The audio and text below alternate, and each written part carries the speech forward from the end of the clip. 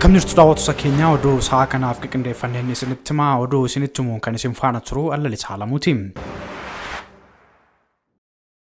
Sadarkaa naannoo Oromiyaatti guyyaa har'aa amajjii 4 bara 2014 kana guyyaa dubbisaa ta'e kan oolu ta'uun isaa ibsame. Hawaasa dammaqaa fi beekumsaan ijaarame uumuuf aadaa dubbisaa gonfachuuf duulli kun barbaachisaadha jedhamee jira. Dubbisuun aadaa keenya haa ta'u mata duree jedhuun mana kitaabaa manneen barnootaa da'oo dubbisaa akkasumas immoo gama biraatiin magaalota gurguddoo Oromiyaan qabduu fi haga baadiyyaatti manneen kitaabaa ijaaruun sosochiin eegalamee cimee kan itti fufu ta'uusaas eeramee jira.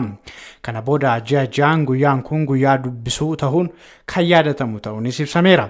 Namni kamuu dubbisuu aadeffachuun aadaa dubbisuu akka gabbifatu gama pirezidaantii bulchiinsa mootummaa naannoo Oromiyaa obbo Shimallis Abdiisaanis kallattiin kaa'amee jira. Sochii kanaan manneen barnootaa sadarkaa tokkoffaa fi bu'uuraa boruu keessatti barattoota gidduutti wal dorgommii dubbisaa gaggeessuun gootota dubbisaa badhaasuun cimee kan itti fufu ta'uusaas eeramee jira. Hawaasa dammaqaa fi beekumsaan ijaarame uumuuf aadaa dubbisaa gabbifachuuf jecha magaalota hundatti manneen dubbisaa uummataaf banaa ta'uun hoggayyuu kan tajaajilan ta'us ibsameera. Guutuu Oromiyaatti manneen kitaabotaa 165 kan argaman yoo ta'u iddoowwan manneen kitaabaa hin argamnetti hirmaannaa hawaasaan akka guutummaan hojjetaman kan itti fufu ta'us eeraniiru.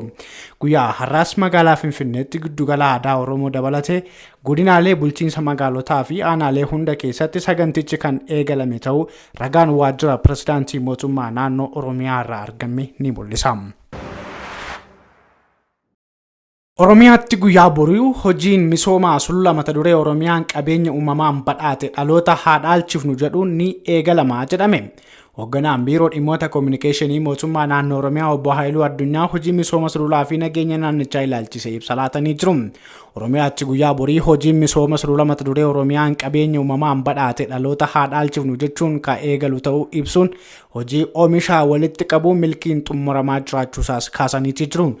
Bara oomishaa 2013-2014 Oromiyaatti lafa heektaara miliyoona 6.3 sanyiiwwan midhaaniin uwwifame keessaa lafa heektaara 5.8 irraa oomishni walitti qabamee kan jiru ta'us dubbataniiru. Sochiin hojii misooma Oromiyaa keessatti taasifamaa jiru naannoorraa darbee akka biyyaatti faayidaa olaanaa qaba jedhamee jira. Gama misooma sululaatiin ammoo boruu amajjii 5 bara 2014 irraa eegalee duulaan guyyoota 60 kan itti fufu ta'uu himanii jiru. Naannoo Tigraay bakka waraanaa burkutooftee keessatti haleellaan diroonii haaraan gaafa wiixataa raawwatamuun namoonni 17 du'uu hojjettoonni gargaarsaa himuun dhaga'ame. Haleellaa kanaan wal fakkaatu si'a 2 torban darbe keessa da'oo baqattoota irratti raawwatame yoo ta'u baqattootaa fi namoonni qeerraa buqqaan kanneen lakkoofsaan 60tti dhiyaatan ajjeefamaniiru. Wiixatammoo haleellaa haaraa mana baaburaa tokko irra qaqqabeen namoota haleellaa xiyyaaraatiin Maayitsaabii irratti ajjeefaman keessaa harki caalaan isaanii dubartoota ta'uu ibsi kun ni addeessa. BBC'n gabaasa haaraa qabatee ba'eetiin qaama walabaarraa hin mirkaneeffanne jechuun gabaasee jira. Gama mootummaatiin ammoo ibsa kana sababeeffachuun kabee haga ammaatti miidiyaalee biyya keessaan wanti gabaafame hin jiru. Humnootiin Tigraay naannolee ollaa Amaaraa fi Affaar keessaa erga ba'aniis lolli hanga tokko qabbanaa'eeti jira. Taatullee haleellaan xiyyaaraa itti fufuu isaatiin dhaabbanni biyyoota gamtoomanii kutaalee Tigraay muraasa keessaa akka hin sochoone murteessu isaa himee jira. Haleellaawwan diroonii raawwatamaa jiran irraan kan ka'e sosochii dhaabuu malee filannoo biraa hin arganne jedha. Dhaabbanni qindeessaa deeggarsa namoomaa UN. Dhaabbanni UNICEF gama isaatiin akka ibsetti haleellaan da'oo baqattoota irratti raawwate yakka waraanaa ta'uu malaa jedha. Dhaabbanni biyyoota gamtoomanii fi pirezidaantiin Ameerikaa Joo Baayiden gama isaaniitiin haleellaan xiyyaaraa raawwatamuun itti fufee namoota nagaa ajjeesuu irratti yaaddoo qaban kaasuun ni yaadatama. Haleellaan torban darbe raawwatames lammiilee nagaa gaafachuun Reuters dhaabbilee deeggarsa namoomaa wabeeffachuun gabaasee jira. Torbee darbe keessa haleellaa qilleensaarraa kaampii baqattoota naannoo Tigraay keessa jiru Maay Ayinii jedhamu irratti raawwatameen baqattoonni Eertiraa 3 ajjeefamuu UN himee ture. Haleellaa qilleensarraa biraa sanbata kaampii baqattoota Dabibiit irratti raawwateen ammoo namoonni nagaa 56 ajjeefamuu fi namoonni 100 ol madaa'u TPLF ibsa baaseen beekseera. Dhaabbanni UN dhimma daa'immanii irratti hojjetu UNICEF ibsa dilbata baaseen haleellaa qilleensarraa kaampii baqattootaa irratti tibbana raawwatamaa jiruun dheekkamuu isaa beeksisee jira. Oduu keenya gama koronaatti to'ata ceenu ammoo Itoophiyaatti namoonni dabalataa 2460 ta'an vaayirasii koronaan qabamuu ministeerri fayyaa beeksisee jira. Lubbuun namoota sa'aatii 24 keessa kadarbes kan jiru ta'uu hima. Qorannoo laaboraatoorii namoota 12827 irratti gaggeeffameen vaayirasiin namoota 2460 irratti argamu ministeerri fayyaa beeksiseera. Haga ammaatti namoonni 400 fi 448 fi 728 COVID-19 qabamanii jiru. Namoonni miliyoona 9,369 fi 282 COVID-19 talaallee fudhachuu isaanii ragaan ministeera fayyaa irraa arganne ni mul'isa. Oduu keenya biyya alaatti wayita ceenu ammoo shamarreen Oromoo Minisootaatti Koongireesii Ameerikaaf dorgomaa jirtu Amanee Badhaasoo milkaa'aa jiraachuu The Intercept gabaasee jira.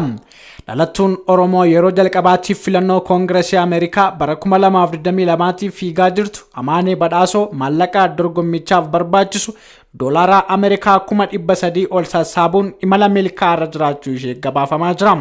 Maallaqi deeggarsa dorgommii kanaatiif walitti sassaabame dhibbentaa 67.7 hawaasa Minisootaa irraa kan sassaabame yoo ta'u, deeggarsa kana irratti hojjettoonni fayyaa, abbootiin qabeenyaa, konkolaachiftoonni taaksii fi hojjettoonni mootummaa irratti hirmaachuun ibsameetii jira. Rakkoo siyaasa Itoophiyaa keessatti uumame baqachuun bara 2003 umurii 13tti kooligaltummaan Ameerikaa kaseente Amanee Badhaasoo barnoota saayinsii siyaasaatiin yuunivarsiitii Hamlii irraa kan eebbifamte wayita ta'u, muuxannoo siyaasaa waggoota 10 ni qabdi. Amanee Badhaasoo dubartii ganna 67 kan bara 2001 irraa jalqabamuun naannichatti Koongireesii Ameerikaaf dorgomaa turte. Beetii Maakiloomiin kan dorgomtu yoo ta'u, sochii taasisaa jirtuun qormaata guddaa Riippaabilikaan Beetii Maakaloon akka taatutti dubbatamaatii jira. Dhalattuun Soomaaliyaa Dimookiraat Ilhaan Umar yaada Amanee Badhaasoo ilaalchisuun kenniteen namoota haga ammaa nuqunnaman keessaa Amanee Badhaasoo dinqisiifatamtuudha jette. Amaneen duula siyaasaa geggeessaa jirtu kanaan dhimmoota dhiibbaa jijjiirama qilleensaa, walqixxummaa sanyii fi haqa dinagdee irratti xiyyeeffachuun hojjetaa jirti. Amanee Badhaasoo filannoo Koongireesii Ameerikaa guraandhala 1 bara 2022 adeemsifamu kana irratti yoo injifatte dubartii Itoophiyaa dhalattuu Oromoo jalqabaa miseensa Koongireesii Ameerikaa taate jedhamuun seenaa keessatti galmoofti. Oduu keenya xumuraasii manni murtii Saawud Arabiyaa nama haleellaa saalaa raawwate uummata duratti maqaan akka dhaamuuf qaana'uu ajaja kennee jedha gabaasni miidiyaa biyyatti. Namni Yaasiin Al-Arawaan jedhamu jecha naamusa hin qabneen dubartii arrabsuu fi qoccoluudhaan yakkamaadha jedhamee mana murtii Madiinaatiin itti murtaa'eera. Namni kun hidhaa baatii 8 fi doolaara Ameerikaa 1,330 adabameera. Seerri farra haleellaa saalaa bara darbe kafooyyee yoo ta'u, namni yakka kana raawwate maallaqa isaa fi adabbiinsaa gaazexaa naannoo isaa irratti baasii mataa isaatiin akka gabaafamu ajaja. Abbootiin murtii ulfaatina yakkaa fi dhiibbaa inni hawaasa irratti fidu madaalanii akka murteessanis taasifameera.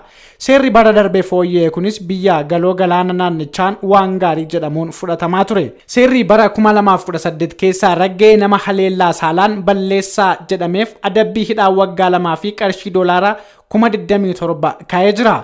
Yakkamaan gochaa kana yoo hirraa deebiin raawwate ammoo hidhaa waggaa 5 fi doolaara 80,000 adabamuu malaa jedhama. Tarkaanfii seeraa akkanaa kennamaa jiraatunis dubartoonni Saawudii gariin mootummaan qoccollaa saalaa hambisuuf amma barbaachisu hojjetaa hin jiru jechuun komatu. Hojjettoota daawwattoota keenya oduun isaa kanaaf qindeeffannee isin biraan ga'aa ture kanneen kana fakkaatan oduu isinitti himuun kan isin faana ture Allalisaa Lamuun ture. Qophiileen FIB kanneen afaan itti fufuu daawwadhaa.